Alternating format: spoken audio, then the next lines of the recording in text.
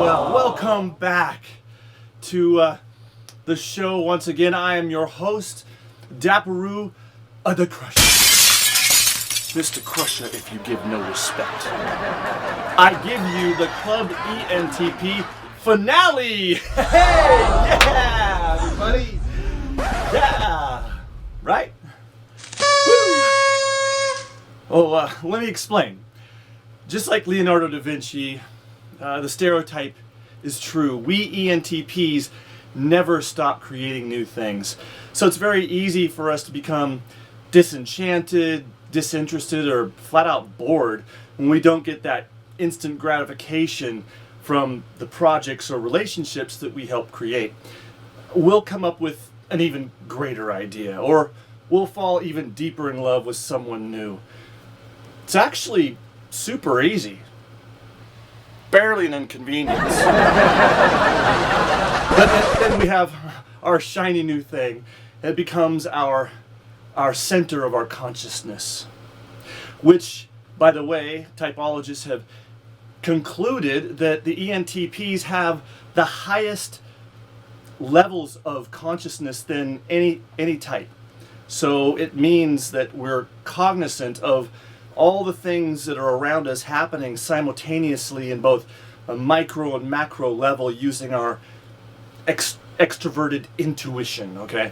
So that means, like, for instance, knowing that you're standing on a thin crust of rock over a giant molten metal core spinning 1,000 miles an hour and then hurtling through space around a star going 67,000 miles an hour, and the star is traveling at 500,000 miles an hour, and it's inside of a galaxy that's moving 1,300,000 miles an hour in a universe with over 100 trillion other galaxies, and they're all coming together and they're colliding and they're crashing. Squirrel, did anybody see that squirrel? See, we're very heightened and aware of our surroundings at all times. It's just an ENTP thing, so, you know, get used to it, all right? So anyways, I started this talk show / cage fighting / music video channel over 4 months ago, producing 16 videos, received, thousands of views, hundreds of likes, and received over 80 subscribers. But for other types that might be enough, but for an ENTP we want to do everything on a large scale, worldwide if possible, and everything's possible. So I took a month off from creating new content on YouTube because I expected bigger results, frankly, and instead I focused on some of my other projects, an invention that could actually save your life someday. It's called the Car Shark, and I'm positioning myself right now to be on another show called Shark Tank to present this device, and that's all I'm allowed to say about that. So, this is it. The big finale. Wow, yeah, I'm sorry. I'm really sorry.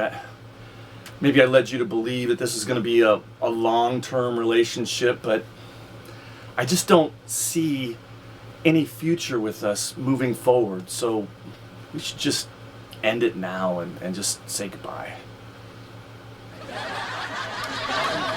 Goodbye. How dare you!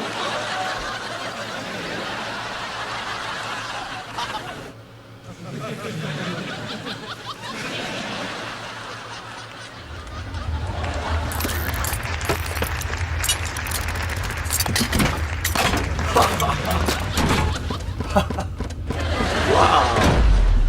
Yay! wow. Yay. Hello, everyone. Hello, everybody. I am your host, Dapperoo. Welcome to my new show, Club Steampunk. If you are not a steampunk, that is okay. We still want you to like, subscribe, and ring the bell anyway. Don't forget, make sure to send a letter through your carrier pigeon so I can read your mail on the next episode. Tell me, do you run on steam too? Or just hot air?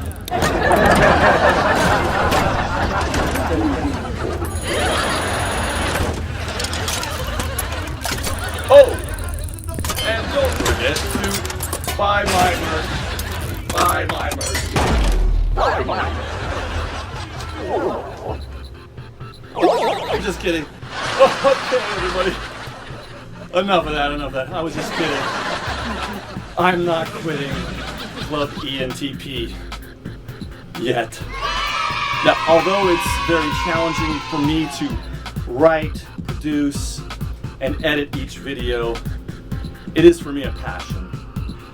Also, I'd like my audience to realize that I'm the ENTP playing the ENTP, disguised like another ENTP. Anyways, so this should come as no surprise that the top career choice for an ENTP is acting. We're the best actors because we're used to putting on many different masks. Normally, we're just wearing our chill mask, what's up, hey. But when we sense that you're against us for some reason, we put on the Joker's mask. Don't make us put that mask on. It's not nice. So, yes, it's true, we are natural born actors. In fact, on the last episode, well, not the last episode, but episode 3, the ENTP dark side, many of you thought that I was genuinely upset, but the whole thing was scripted, took days to write, just like this one. So just because I play a sellout on TV for millions of dollars doesn't make me one. But I'm aware that I could become one if I'm not self-aware. So being conscious of your MBTI stereotype can be valuable in the understanding of your potential. Not just your potential for greatness, but also your potential for bad. So this is true with every stereotype, with every type that there is in the myers-briggs type indicator spectrum. Moving on, did you all see this? Top scientists in Mongolia, I think somewhere near the grill, discovered that you can be 100% sure that you're not an ENTP if you're not the funniest person in the room at all times. Is that right? Am I right about that? You're not an ENTP. And also the other thing they found was that you're not a true ENTP if you don't like people bending the rules for you. I mean, sure, we all like special treatment, I assume, but we love it when people treat us as an VIP or usher us to the front of the line, or in school, breaking all the rules and getting away with it. I mean, these things are fun for the ENTP. We enjoy these things, am I right? I don't know why, but it's a thing, but I'm not here to talk about that. I'm here to do a show. So let's get started with the 5th episode, shall we? Okay, I know what you're thinking. I came out with the 4th episode, and then I came out with the 3rd episode, and now it's the 5th episode. I can explain the method to my madness. Number one, if Star Wars can do it, so can I. And the second reason is it was an Ishtar egg that I left you so you could observe the chaotic nature of the platform I call Club ENTP. So enjoy the chaos. All right. Now, if you're new to this channel, I have two playlists. One of them is the ENTP talk show, which is about the MBTI personality types and cage fighting. We also have a segment that is called Who's Tats That, where I display a tattoo of a cage fighter 1 week prior to my interviewing that individual to type them on my show in studio or via video chat. And the other playlist is my music playlist, my music videos, and that's where I share my 80s, 90s style music with creative lyrics and visual arts. So I like to make visual arts. So, without further ado, or don't, I mean, we're still living in a free country, right? Oh, this guy doesn't think so. Okay, sir. All right. Yes, I'd like to present my next two guests. Please give them a big Club ENTP welcome. Back from India and Nepal, it's Rex and Zinub Hudraj. Welcome.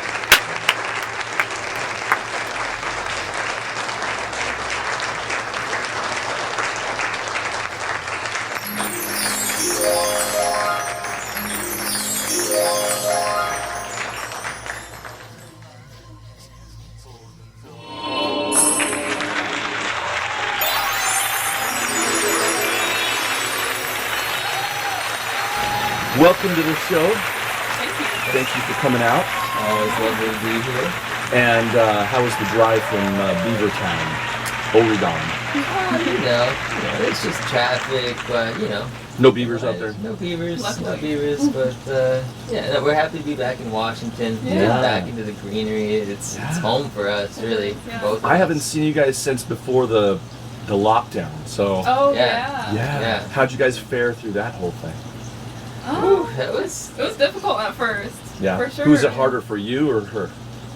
I don't know. Would you say? I don't know. I mean, like I can get into kind of a hermit zone every now Yeah. and then, but even after like a couple of months, it was still weighing on me pretty heavily. Yeah. Like. I think for both of us it was Yeah.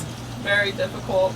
Yeah. And we like recently went out to one of our favorite breweries, and after masks came off and stuff, and they had an event for Father's Day with a live band, and we were like, oh my god, I It's forgot weird. what it's like to be out with people and be at an event, and it felt so good. Yeah. It was like, oh, this is what life is like. I forgot. I know, it's crazy, but Yeah. I'm glad we're all hanging out again. It's been a Yeah. long time. You guys, I mentioned you on the show. I meant to make a joke about the fact that you went to Nepal for 6 months in search of the perfect shirt for our club, Yes. Club That was Cloud the 9.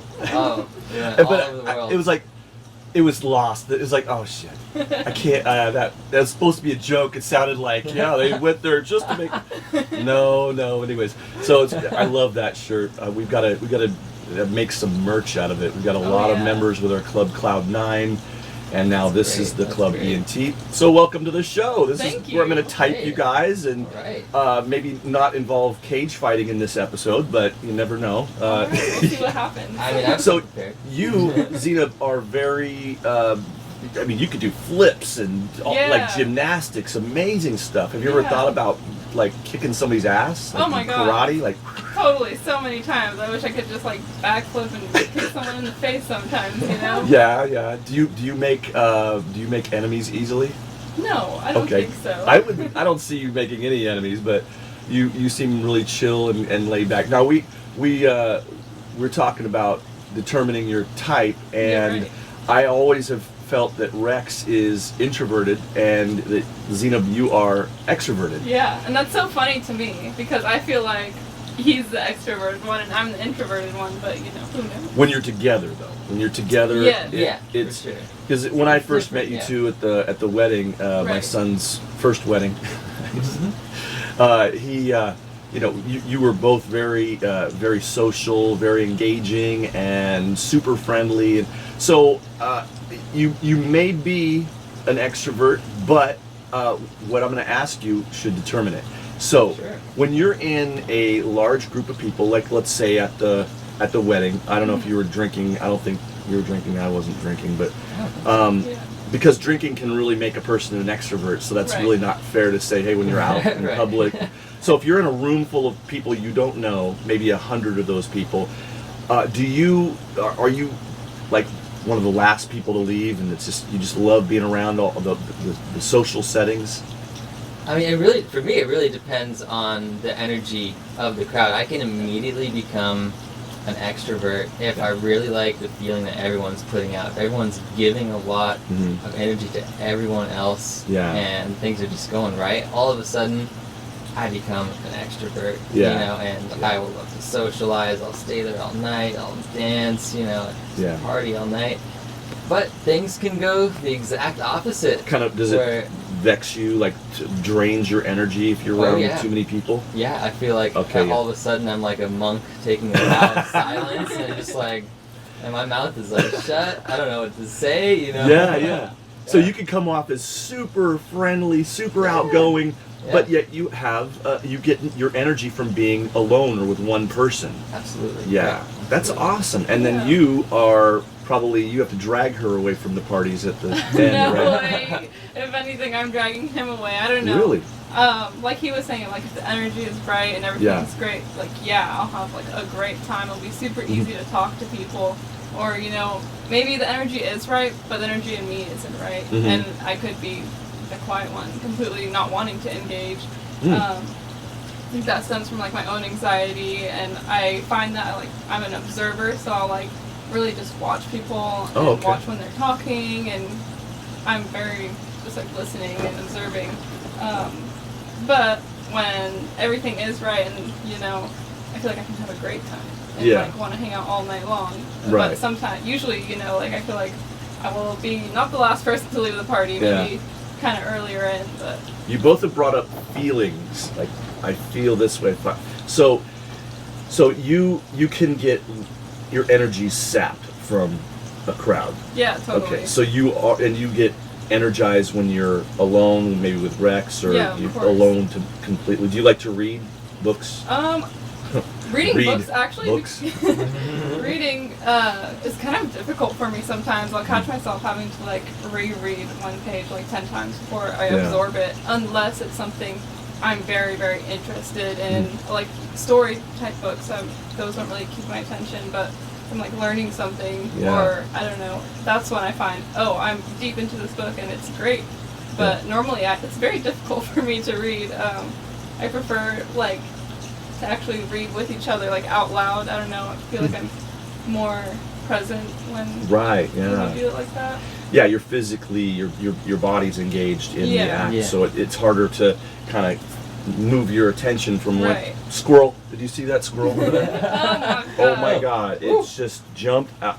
So that's where you were probably intuitive, and you have, like, for instance, now this is the second question. So you're both introverts, but you have 10 new items in front of you. Okay.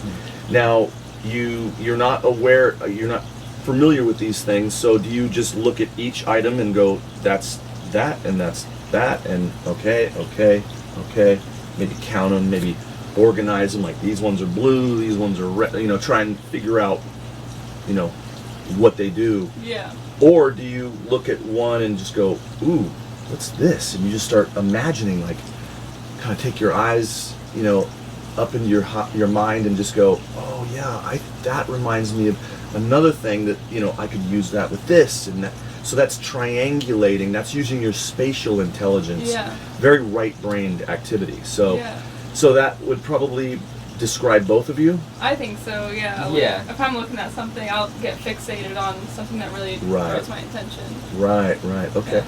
And then I'm guessing you're both feelers. Definitely. Oh, big time. You're you make decisions based upon how it'll make you feel and those around you feel. Yeah. Absolutely. I don't give it. Absolutely. I really don't care. I make decisions based upon logic and, damn the feelings. Like, I don't deal with feelings. I deal with just logical, what goes together, logically, and it has nothing to do with any feelings. Right. So, not that I don't have feelings and that I'm not an emotional person. I'm very emotional, but I just don't make my decisions based on emotion. I have to agree, actually. I feel like maybe it's like more 50-50 with logic and feeling, because I do use a lot of logic when doing something. Like, if I do this is how this is going to work out. Like, I try to think it through first. Right. And then I'll also So everybody has logic too. Everyone's logical and everyone has emotions. So it's just, are you more basing your decisions on emotion or more on like, this is the, who cares if I say something that hurts your feelings? I don't care. Right. Like, have you hurt a lot of people's feelings by just being blunt with people? Recently, I've hurt someone's feelings trying to just be blunt with Jabril, Oh yeah, but also you are very considerate of people's feelings, for sure. Yeah. A lot of the times you're very, considerate of how it's going to make, whatever decision you're making, it's going to make someone else feel, whether that's your friends or your family. That's true. I'd say I'm probably not as sensitive as you in that, in that matter. Like, I do still, make decisions off of feeling, but also, like you said, sometimes I just couldn't give a damn, It's just like, I need to do this for my own life. Right, know? Yeah. And to hell with everything else. We all have we all could make those. It's just, we're trying to find out how much do you do feeling as opposed to just logic. And I mean, feeling doesn't even come up in my repertoire. It's like, I don't consider that at all. I'm just like, this is the way it is. This is how I'm going to say it. And, and sometimes I can be abrupt with people and telling them, explaining how to fix the situation. Right. So you guys are very similar. So your personalities are very similar, but the last one would be, are you perceptive or are you judging? And judging doesn't mean you're judgmental. Right. It just simply means that you are a person that when you have a task in front of you, you're task oriented, you get it done, and then you play later. Right. So do you guys play first and then put it off things that you have to do for later? Or do you get things done that you don't necessarily want to do, but you just get it done and you stick to it until it's finished, and then you can go and play? I definitely think we like to play first. Absolutely. Yeah. Absolutely. I sense that about you. Perceptive. Oh, yeah. You're perceptive. Now, what else could I say about perception?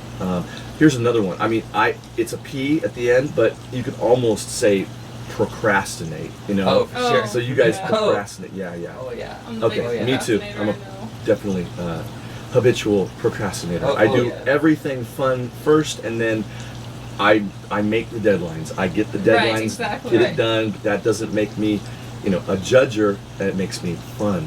All right, so For sure. so now I want to make sure that I've got the intuitive part down. So I kind of skipped over. I mean, I painted you both as intuitives, but Rex, would you say that you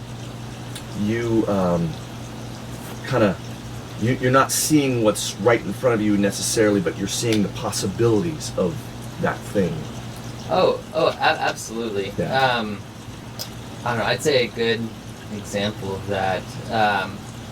So, back when I was in high school, I ordered like Ravi Shankar's first album. He's a sitar player. Oh, And, yeah, you play sitar. Yeah, Hey, absolutely. we haven't done that yet. We're going to make some music. We haven't done that yet, Oh, but for we're sure, going yeah. to get that Oh, we're done gonna now. get that done. Before they lock us all in. Yeah. But from the very first song I heard on it, I was so like completely captivated by it, and all I could think about was the possibilities. Like, or I need to pick up this instrument. Mm-hmm. I just saw it, exponentially grow outwards into like the possibilities, what I was going to do. I mean, it was like looking, 10 years into the future. Right. That's exactly where I was going to be. I was going to play that instrument. I was going to become, good at it. So is that your passion, sitar? I mean, I know it's one of them. Yeah, I mean, music in general too. Because I don't know, I did stay focused on the sitar for a very long time.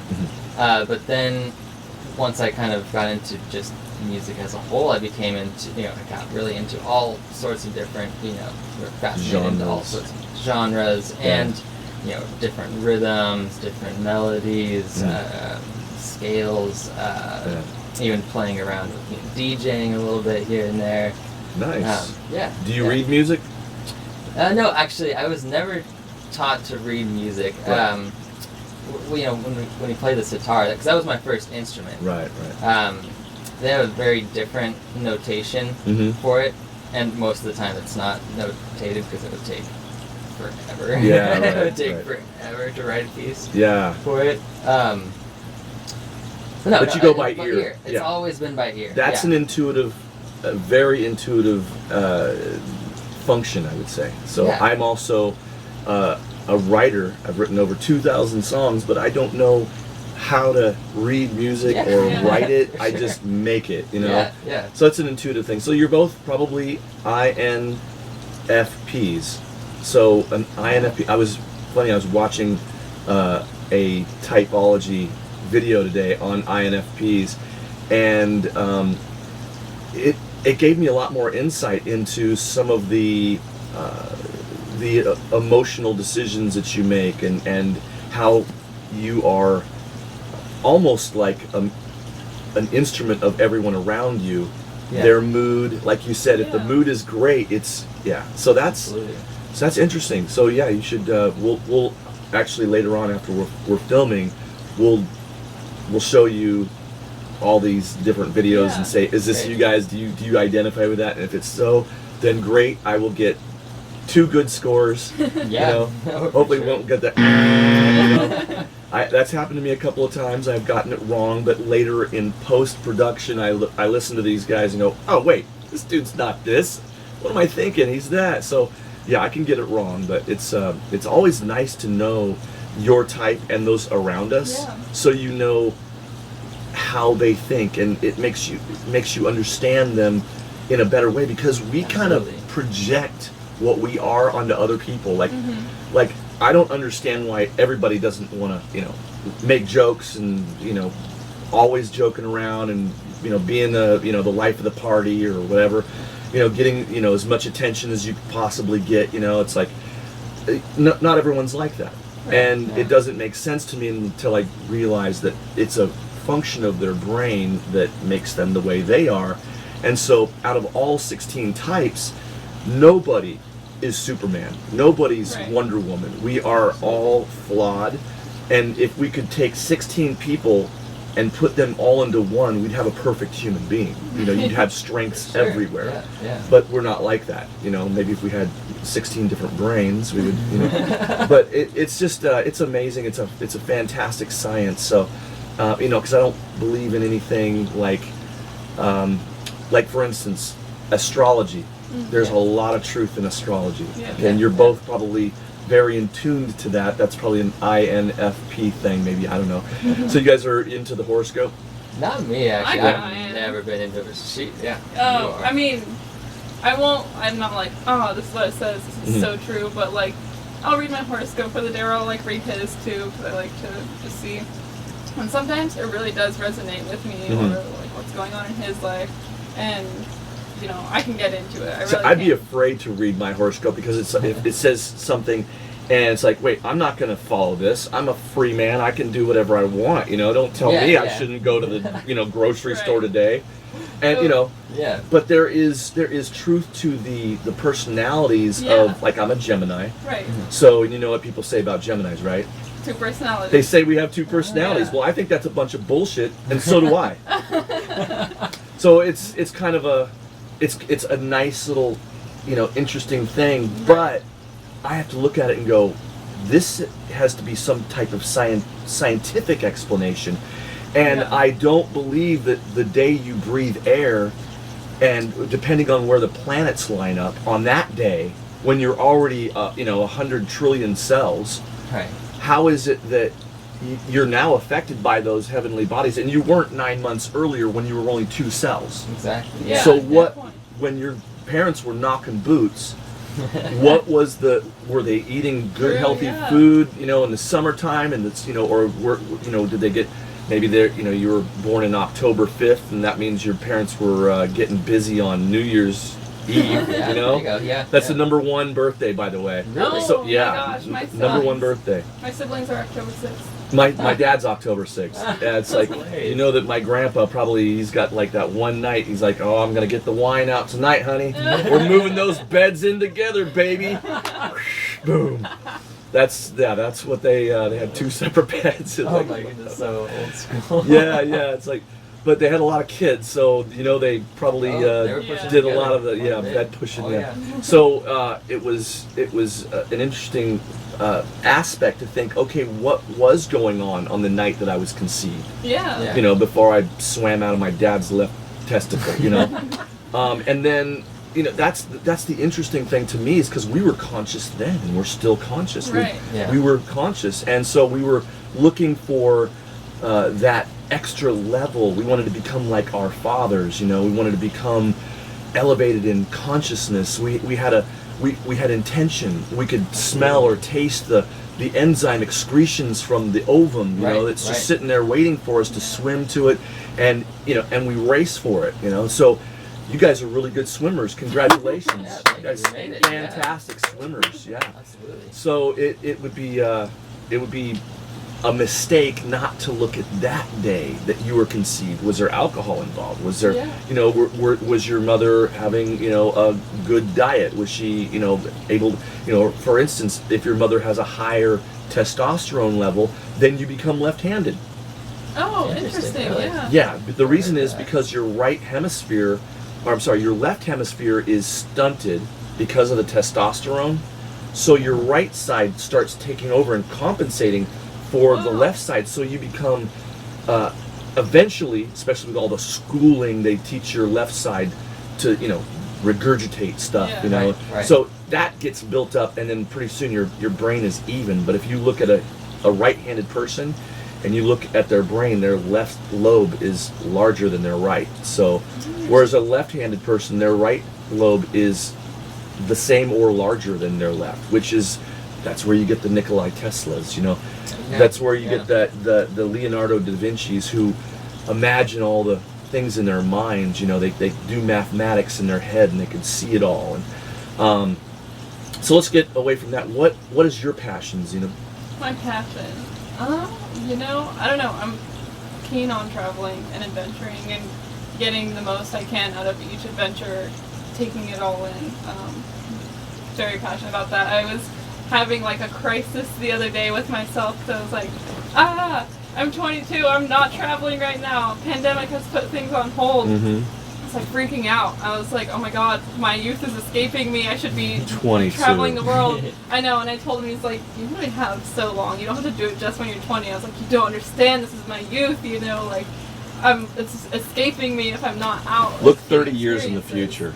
It ain't pretty, but believe me, it's life. It's just exciting everywhere you go. Good, the people that you meet. If you learn to love people, you're gonna have a good time. Exactly. You're gonna have a good time. But if you don't love yes. people, you're gonna have a bad time. Is that a South Park? Yeah, I mean, because the thing is, like, people there's so many power struggles, and there's people that are positioning themselves in businesses and cutthroat, and it's. Whereas people who function on feelings like yourselves try to have a nice symbiotic relationship with those around us, whereas an asshole like me is like, running around, making people money, but just being like cocky about it, like, I'm the best, I'm the best, I get special treatment too, and that's what I loved. It's like when I was working for a law firm in California, I was making millions of dollars for the company and for people around me, and so I wanted special treatment. I wanted to wear a t-shirt every day to work. I didn't want to have to wear, in fact, I wanted to wear shorts too. So I created an incentive program with the company that say, hey, whoever gets, employee of the month gets, or the top earner of the month gets to wear whatever they want, casual every day, flip flops. That was me every day. Oh yeah. And there's 100 people out there, and it's like I got into their company like late. Like these people had been there for 10 years, and all of a sudden I'm making more money than them, and the the management's like, hey, let's give him the the good business, you know. So it's like, okay, you guys are all, you still like me, you know, and people liked me, but you know, there was a manager there that's like, you know, he wasn't getting the money from me because I had another manager, so he was like going to the head attorney, going, hey, put Daniel over on my team, you know, get him on my team.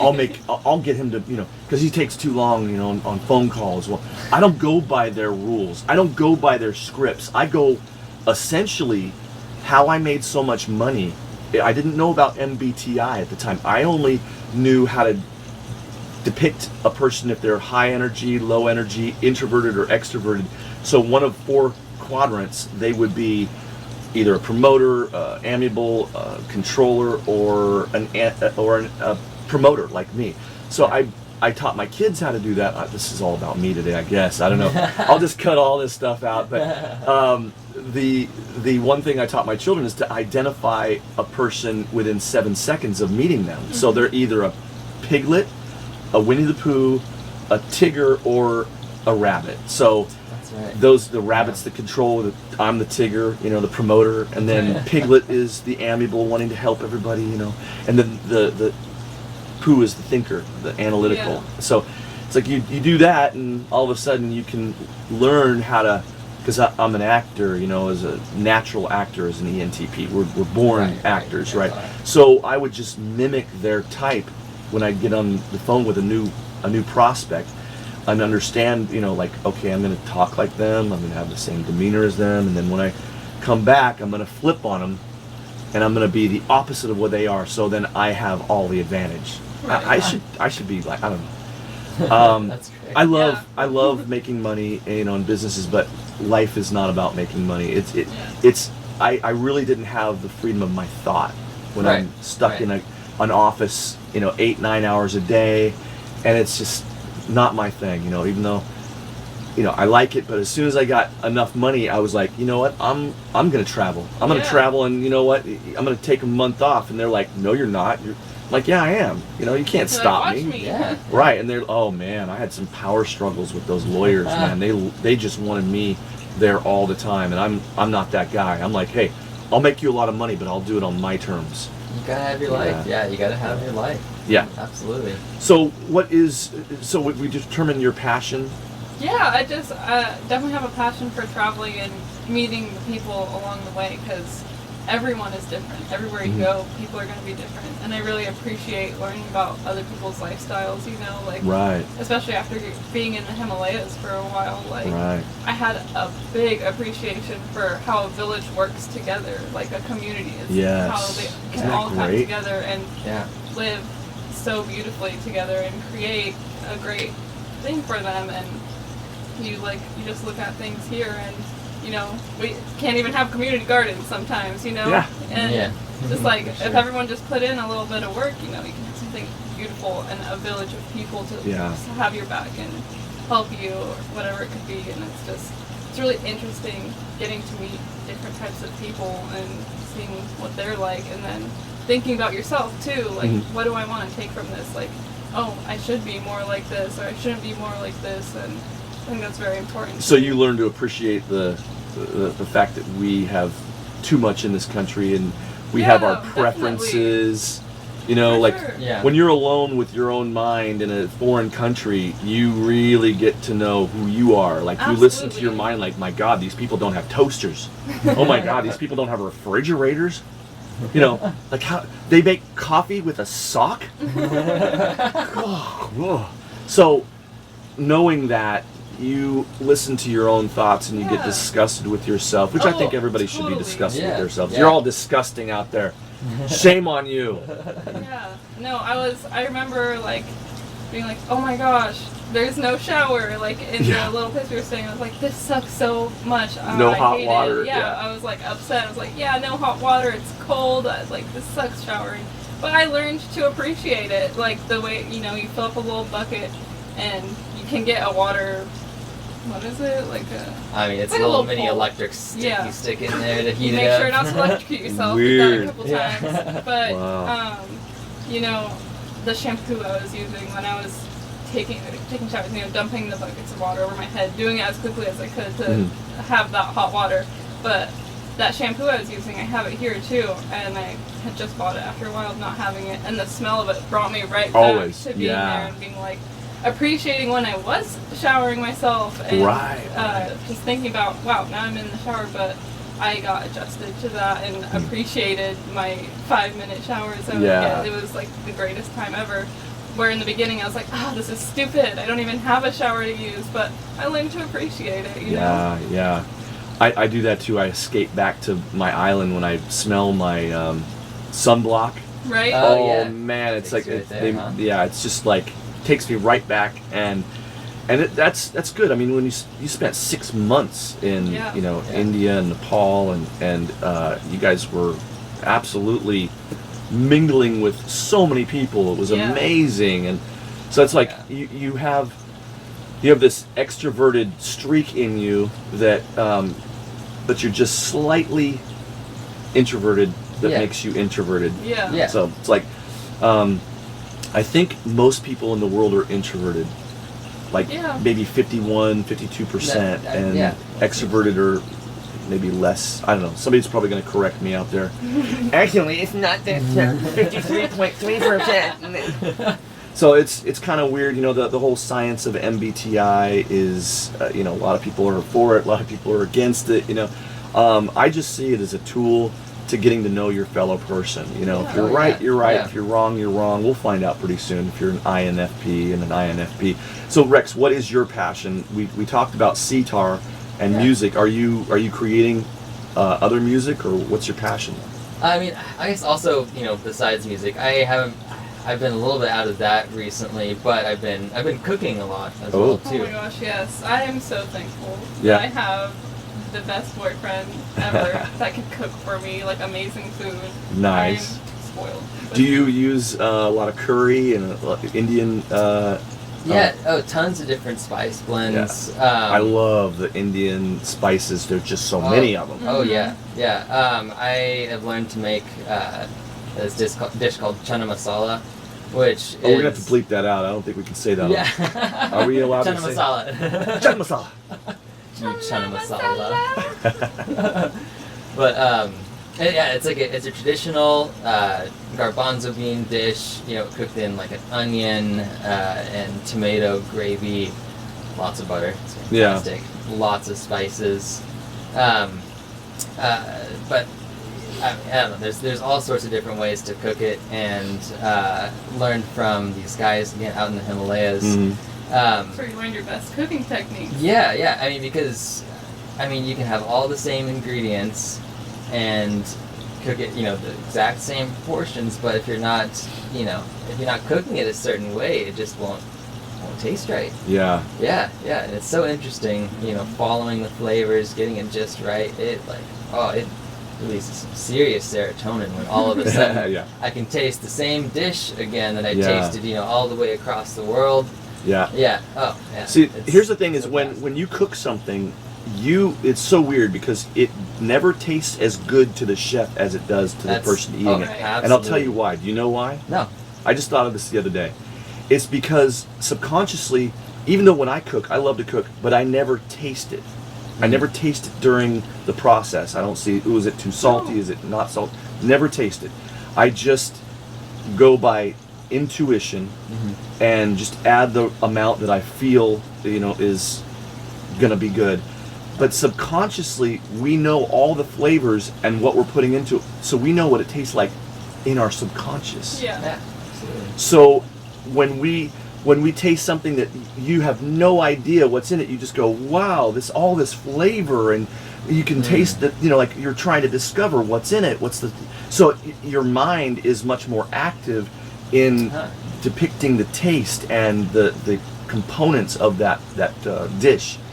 Well, what else do you guys want to say before we end this interview? Live freely. Live freely. Absolutely. Yeah. Always take time for your passions. Yeah. I don't know. Always try and get out there and try something new. Yeah, don't put your life on hold for a job if you can go out and do something amazing. Don't wait for later. Do it when you have that excitement and passion to do it. You know, don't put it on hold. Don't put your own experiences on hold, because you're gonna love it when you do have. Someday those you're gonna days. wake up and you're gonna be 22 years old like Oh, yeah. her, going, where did it all go? Where did my life go? It was a serious crisis. I'm not joking, man. I was freaking out for a second. Yeah. That's funny. And when you wake up and you look in the mirror and you're 52 years old, you just thank God that now your eyesight's going. So you're like, I look pretty good still. I can't see any wrinkles yet because I'm half blind now. But that's, you can't see up close anymore. It's horrible. Yeah. I mean, as long it's as just I feel like I look good, that's good. as long as you look good, that's all that matters. But no, and I as far as an ENTP, we really don't care about dressing up when we're not going to go out anywhere. We're just we'll wear rags, Right. Yeah. But we understand that people, they're judgmental, so we have to look our best to be presentable. Otherwise, people don't care. Yeah. Yeah. It's like they don't care what you know. They just want to know what you can do for them. Absolutely. And that's why I've never ever asked you or any of my friends, what do you do for work? And I love Yeah. that. Yeah. I love that because I hate that question. Oh, it's so horrible. Like, hey, talk about the thing you hate to do all day Oh long. God. You know? Yeah. And tell me about your slavery. Are you enjoying yourself? Are you letting the chains lie lightly on your hands? Oh God. Yeah. So I never Yeah. talk about it because, first of all, anybody that asks, what do you do for a living? You got to go, why do you care? Yeah. Oh, totally. It's It's what totally sizing are you up trying? and Yeah. Are you trying to comparison. figure out what I can do for you? Yeah. And then we, it's like, well, I do this and I do that, and we make it sound as damn great as it can, yeah. even though we hate it, Right. And then they have their pissing contest, and they say, well, I'll go to. It's like, oh, well, that's why I didn't want to go to my reunions. Yeah. We had our 5th year, our 10 year, our 15 year, our 20 year, and then they skipped the 25. They're like, this is stupid. Now I went to the 30-year reunion. Weird. Yeah, I bet. Very Oh, weird. God. All those cheerleaders, they were all hitting on me. It was like, okay, I like this, And but I never wanted to go because I always knew it was just going to be like everyone like comparing what they do, Oh, and I was absolutely. proud. I mean, I married a very beautiful woman. I didn't bring her. Actually, I married 2 of them, but not at the same time. But I could have shown off, my wife, my whatever, my job, my career. That's so shallow. Oh, Yeah. absolutely. It's like all I really want to do is have a good conversation with people about Yes. truth. Yeah. There's nothing you can do. I'm not a religious person. I'm a spiritual person, but we can't build an altar to this creator that he's gonna be like, oh, thanks, man, I needed that. Oh, yeah, I'm gonna let you into heaven now. Yeah. It's like, no, and it's like my idea of this consciousness that is responsible for the fact that we're able to, have electromagnetical waves from Yeah. our larynxes in this gaseous thing we call air, making sounds, and those sounds mean things. When you really look at it, that's what it's all about. Is going, what can I do that's real? Absolutely. I don't watch television because it's all fake. Yeah. Good. And so we need to focus on what's true, what's real, and that's my advice to everyone. Yeah. Don't That's ask brilliant. people what they do for a living. You sound so petty, Yeah. so shallow. Absolutely. Ask them, what's your passion? That's Yeah. all that really matters anyways. What's your Yeah. passion? Hey, maybe I might learn something from that passion. Yeah. So now you made me hungry. See, it's cause and effect. Absolutely. What other? Are you an artist? Yeah, I definitely do have like my periods of time where I get super into art.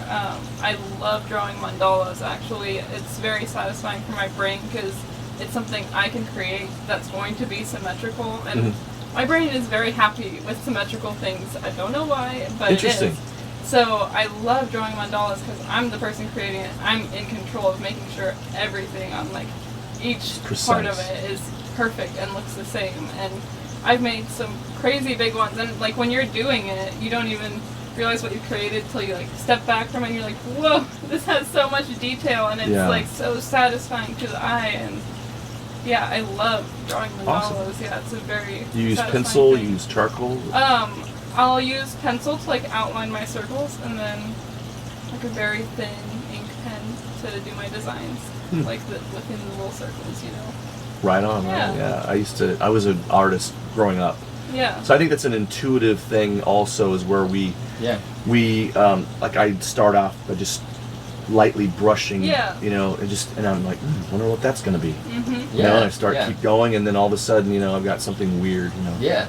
I liked abstract, but Me once too. I was 18 and I got my own studio, I started writing music, and I'm like, yeah, I'm going to be a famous, you know, musician, you know, and but you know, the biggest nightmare I had was having to work with a band.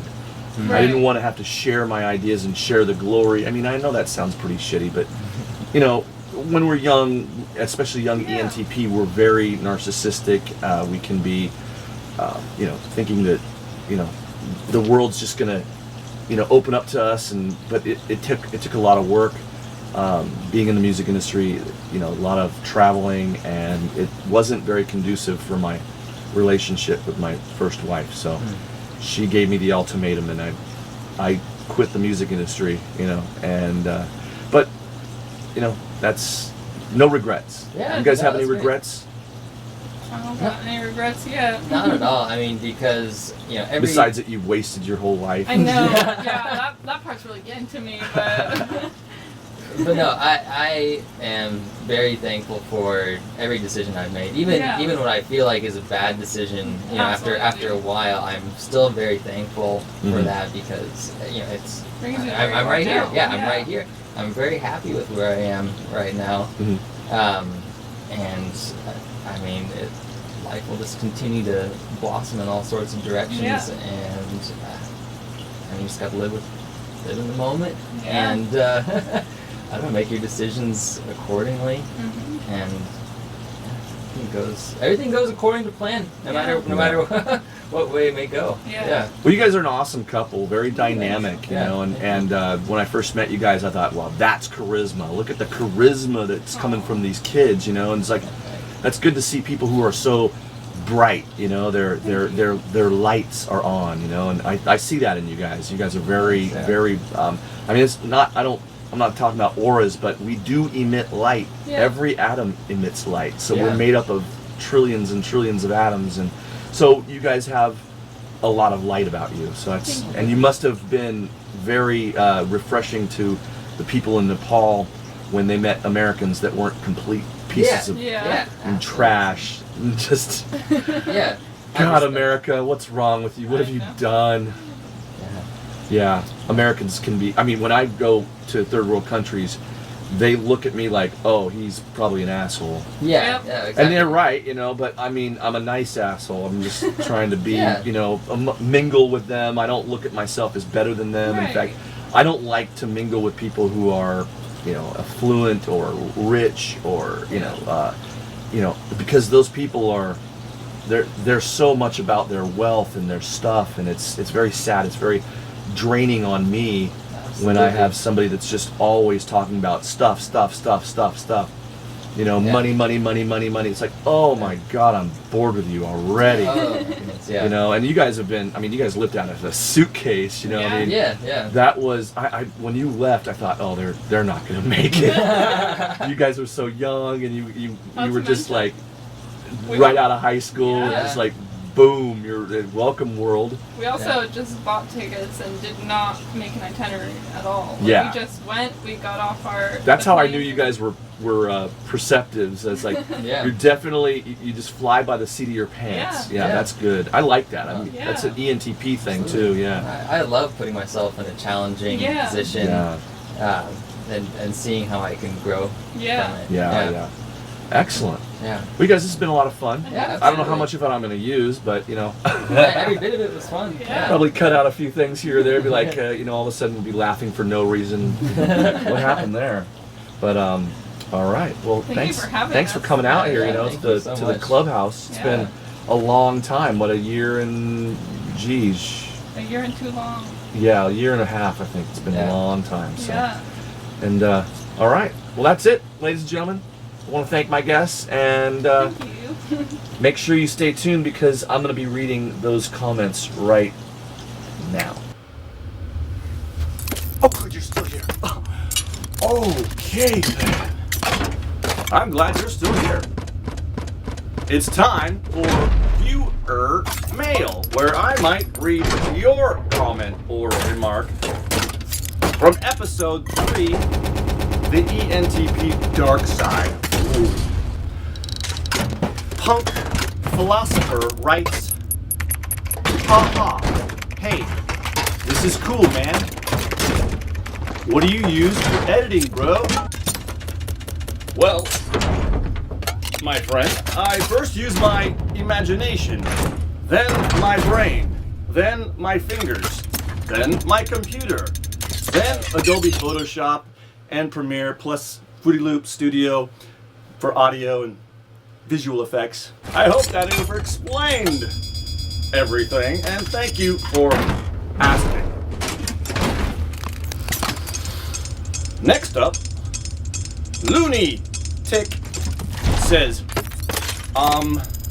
there, tertiary FE, pat,